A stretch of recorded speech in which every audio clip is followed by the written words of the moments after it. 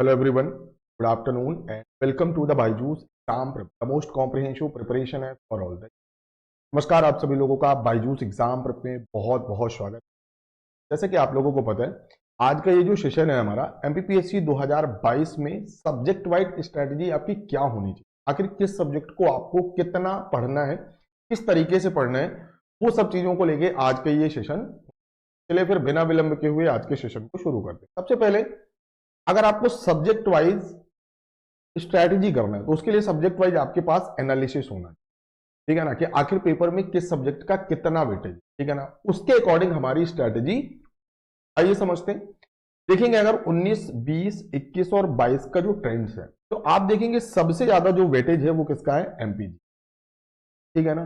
फिर आप देखेंगे कि यहां पर polity, geography, economics, science and tech और साथ में जो कंप्यूटर है, जिसे साइंस एंड टेक में ये कंप्यूटर वाला सब्जेक्ट, तो सबसे ज्यादा इन पर आपका फोकस होना चाहिए, ठीक है ना। तो देख सकते हैं यहां पर ये आपने यहां से एक एनालिसिस निकाला होगा।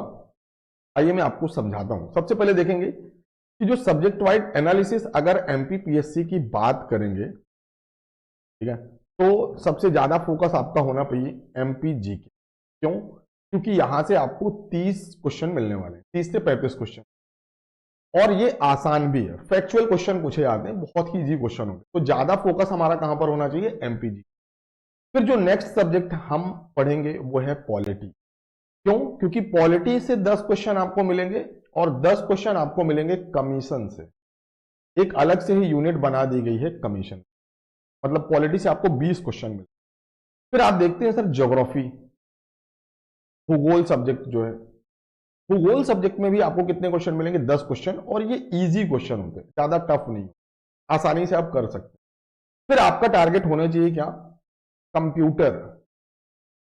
यहां से भी आपको कितने क्वेश्चन मिलेंगे, 10 क्वेश्चन। मतलब यहां से आपने एक चीज नोटिस की कि टोटल कितने क्वेश्चन आपके कंप्लीट हो रहे हैं, 70 क्वेश्चन। अब आपका अगला सब्जेक्ट होना चाहिए साइंस। कौन सा सब्जेक्ट होना चाहिए, साइंस। क्यों? यहां से भी 10 क्वेश्चन मिले। कुल मिला के आप लोगों ने एक चीज नोटिस की होगी कि मैंने अभी तक हिस्ट्री नहीं बोला। क्यों नहीं बोला हिस्ट्री? हिस्ट्री एकदम लास्ट में पढ़ना है। क्यों? क्योंकि देखिए जो हिस्ट्री है ना, आप हिस्ट्री में पढ़ेंगे एंशियंट, फिर आप पढ़ेंगे मिडाइवल, फिर आप पढ़ेंगे मॉडर्न। मतलब हिस्ट्री पढ़ने में आपको 2 महीने लगेगा, और यहां पर आप 2 महीने में लगभग 80 क्वेश्चन की तैयारी कर चुके हैं। तो यहां से एक एनालिसिस आपके दिमाग में बैठेगा कि अगर मुझे एमपीपीएससी करना है तो सबसे ज्यादा मुझे फोकस कहां पर देना होगा, एमपीजी के। फिर आपको पढ़ना है पॉलिटी, फिर आपको पढ़ना है ज्योग्राफी, फिर आपको पढ़ना है कंप्यूटर, ठीक है ना। और हिस्ट्री और साइंस ना आपको बाद में उठाना है। बातें क्लियर है क्या सभी को? अब देखिए यहां पर मैं आपको सजेस्ट कर सकता हूं, जैसे एमपीजी के है ना, तो कोई भी सब्जेक्ट आपको पढ़ना है, हाउ टू स्टार्ट या हाउ टू स्टडी, कोई भी सब्जेक्ट आपको पढ़ना है तो उसके लिए आपकी स्ट्रैटेजी होना चाहिए, सबसे पहले सिंपली आपको रीड करना है।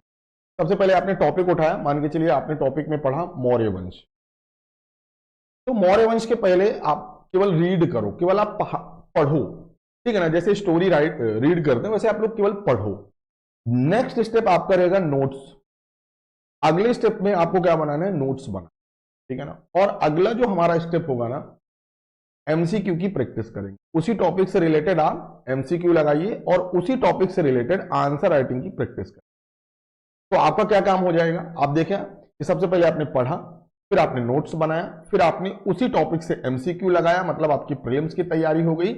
और अगर मेंस के क्वेश्चन भी आपने लिख लिया तो आपकी मेंस की भी तैयारी हो, क्योंकि ये जो सब्जेक्ट होते हैं ना, ये कोर सब्जेक्ट कहलाते हैं और इनकी तैयारी हमेशा प्री और मेंस साथ में होती है, अलग अलग नहीं होती कि अभी प्री की कर लेते हैं बाद में मेंस की। तो बातें क्लियर है क्या सभी को?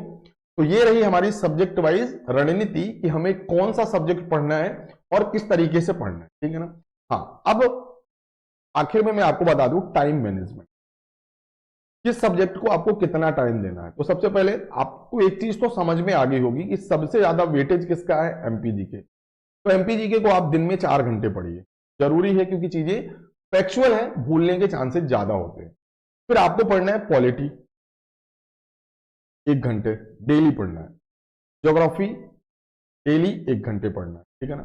कंप्यूटर डेली 1 घंटे पढ़ना है। तो आपने टोटल कितने घंटे पढ़ाई की, 7 घंटे।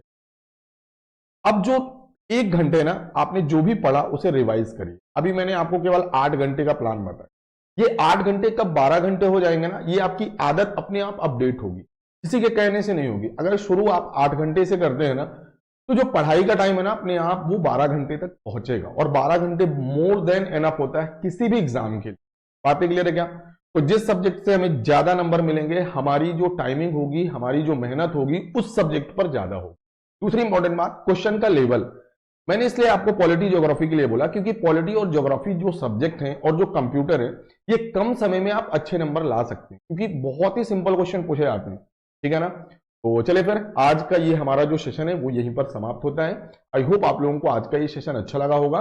हाँ, और एक इंपॉर्टेंट बात यह है कि अगर आप तैयारी करना चाहते हैं तो सबसे जेन्युइन जो प्लेटफॉर्म है बायजूस एग्जाम प्रेप है।